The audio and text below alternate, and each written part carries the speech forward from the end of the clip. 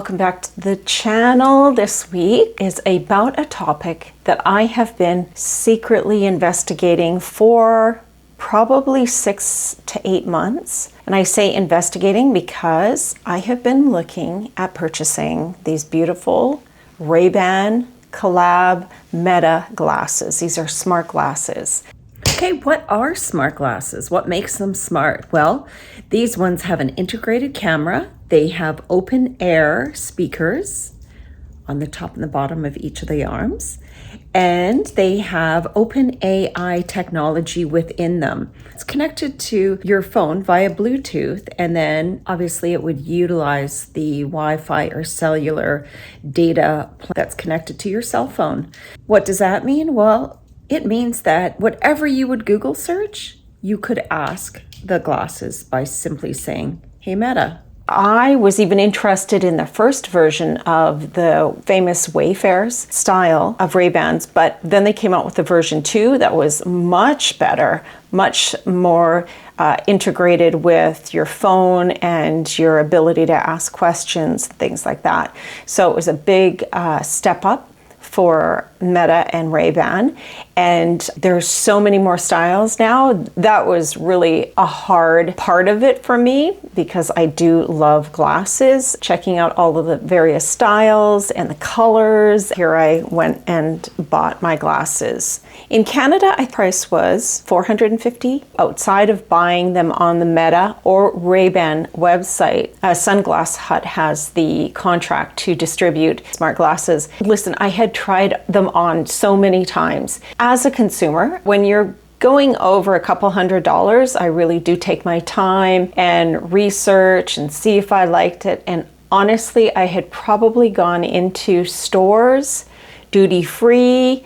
I remember being in the Paris airport, trying them on there and seeing and comparing and doing my conversion to see if it was the right time to purchase them. It was the right time for me now to buy them. I'm going to take you through some of the things that I do with them, and outside of them being cute. And these are the transition kind. So you're seeing a bit of color shading, and that's the other fun part. You can get them just the lens is clear. I got the transition lens. So this actually, they will go blue. They're a light shade of blue right now, which I think are cool, but they'll go into a darker blue when I go into the sunlight. And that's nice because they turn into sunglasses. You can also get your prescription put into them. Let me go through the unboxing with you, and we'll take you on the road and see how I use them and why I love them so far.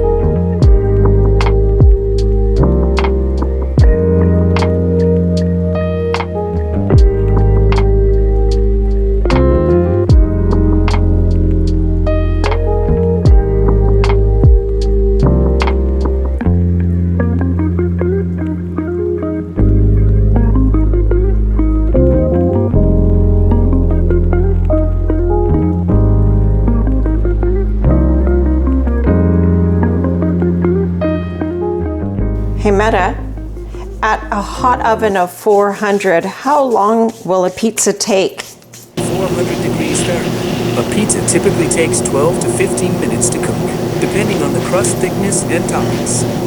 Meta, can you set a reminder for a half an hour to remind me to go check the pizza dough? 4:04 p.m. Check the pizza dough. Sure.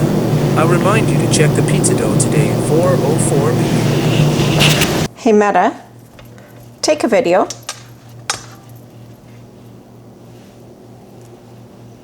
Hey Meta, stop video. Hey Meta, take a picture.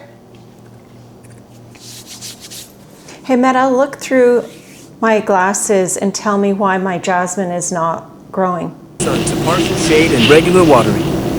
It's possible that your plant may not be receiving enough light or water.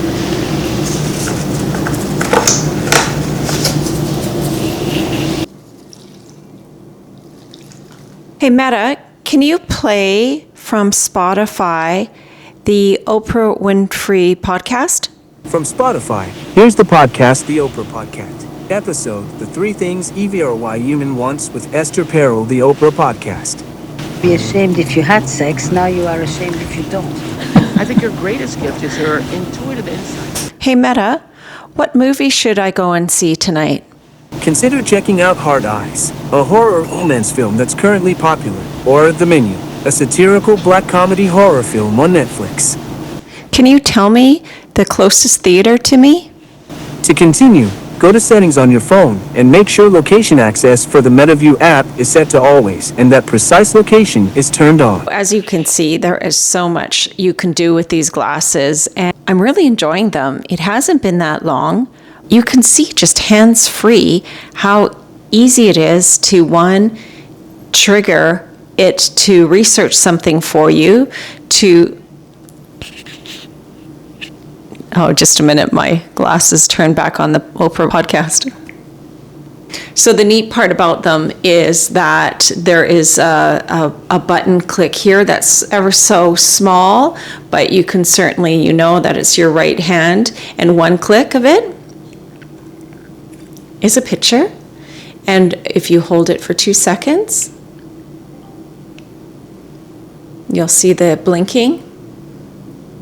I'm taking a video. Hey, so this is me pre-getting ready, but I thought I would just take a video. Not sure I like these new fab pants that I got. Instagram purchase. I wouldn't suggest Instagram purchases, but my new Ray-Bans, checking them out. How I like the video quality and different lights. Someone who makes YouTube videos, the ability to videotape a B-roll or even A-roll shots will be that much easier. I am having to get used to the fact that the video is on this side, ensure I don't have hair over top of it, to keep my head steady and maybe turned a little bit to the right so that there's a center that's a little bit off my center. Well, I've already noticed in the video that I have taken and practiced with that I'm just going to have to be ever so steady in how swiftly I move my head, because the outcome of the video is a little bit, you might get a little bit motion sickness. I want to dive into some of the questions. One of the questions being battery life. The glasses will last for 3 to 4 hours on their own, and then you have an additional amount of storage within the case that is up to 32 hours. Subscription fees. There are no subscription fees for the glasses once you buy them, and they range in price from $300 to $500 depending on the model you get, the whether you have transition, polarized lenses, or of course an additional price if you get your prescription put in. Outside of the original purchase, there is no subscription fee. Waterproof. They're not waterproof, but they are that you're just able to wipe off the lenses and the camera lenses as well as the eyeglass lens, and they seem to recover. When I bought mine, if you buy it, I guess at a brick and mortar, I was offered an insurance type of plan, and I declined it because I don't really like those kinds of plans. It's just an extra money grab is what I feel. These are not, just to clarify, these are not lenses where you actually see a screen. They're not a VR or an AR, augmented reality or a virtual reality. It's not like when you ask Meta for assistance with a search that I'm seeing another screen inside of the lenses. That is AR and VR, I believe is the technology. No, you're just hearing what the answer is to your question. There is some limitations with the searches. The limitations that I have come across when I've asked it about facial recognition, in particular, I wanted to know who a actor was on the screen and what film he was in the 80s or something like this. And it said that it's not allowed to do any facial recognitions or give opinions about faces or bodies, which I guess that's kind of good. Really, I think the biggest benefit that I see is just the convenience. You know, we thought that our phones were convenient. This is a whole other step easier in the fact that I am totally hands-free when I'm saying things or looking at something and question it. So the incredible technology behind the viewfinder camera is in traveling, I can actually ask it, what does that sign mean in English? And the translation aspect, let me try it. Hey Meta, can you tell me how I say good morning in Italian? Say buongiorno to say good morning in Italian. Hey Meta, how many languages do you translate into? I translate into French, Italian, German, and Spanish. And sometimes I can show you translations in MetaView for other languages. Hey Meta, can you tell me how to say, how much does this cost in Italian? You can say quanto costa questo to ask how much something costs in Italian. Quanto costa? I think I knew that. I wonder though, if someone speaks Italian to me, if I can ask it to translate what this person is about to say. Let me see if I can find someone to speak another language. I think I might find an Italian in this house, so just a minute. Okay, I found someone who can speak Italian to me. Let me start by saying what I need to say. Hey Meta, can you translate what this person is going to say to me in Italian into English? Ti amo molto tanti, mi amore. I'm happy to help. However, there is no Italian text or audio provided. Please share the message you'd like me to translate, and I'll be glad to assist you with that. You can say parlo solo inglese to convey that you only speak English. In the app, to tell him in text, and he will tell me in text form, not in audio form. So, okay, we found out that it has some limitations. I can ask it how to say things to you. I can say, hey Meta, can you tell me how to say in Italian, how long are you going to be in the garage? You can say quanto tempo sarai in garage to ask someone how long they will be in the garage. Quanto tempo si garage? Very good. That's Yeah? Un altro 2 ore. No. We have to text then. Okay, so maybe next version they might get that. But yeah, I guess I have to get my translation app to translate what people are saying to me. Or you can just bring somebody who speaks Italian with you to Italy. That's a benefit. Yeah.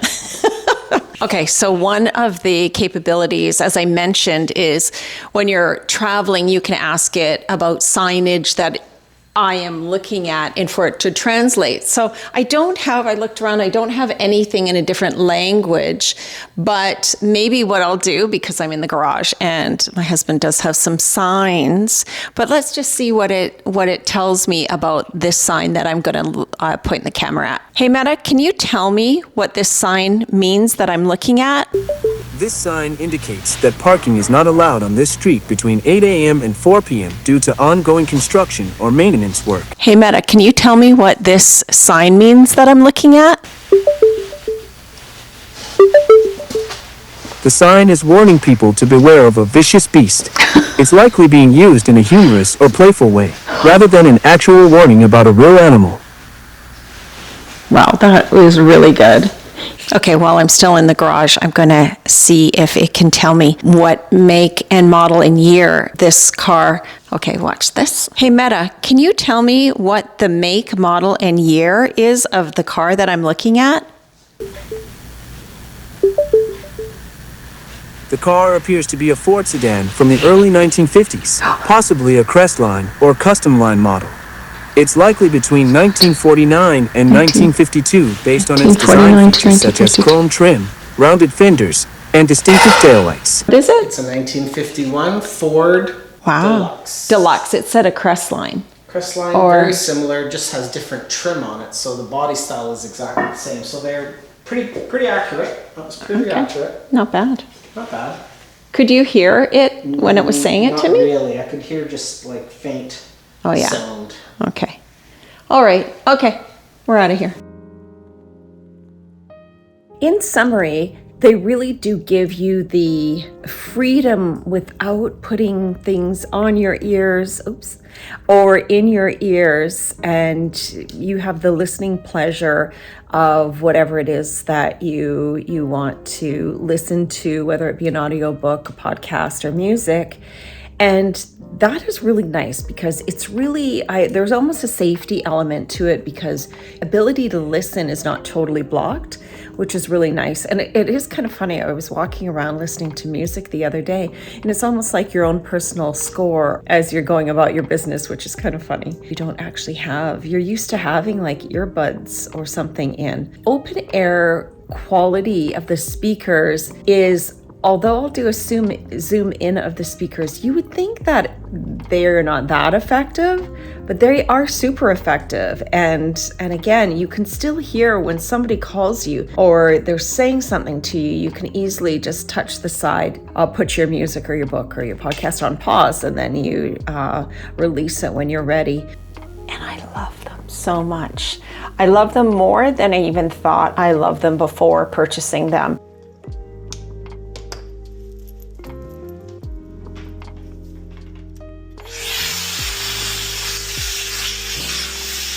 Stop recording.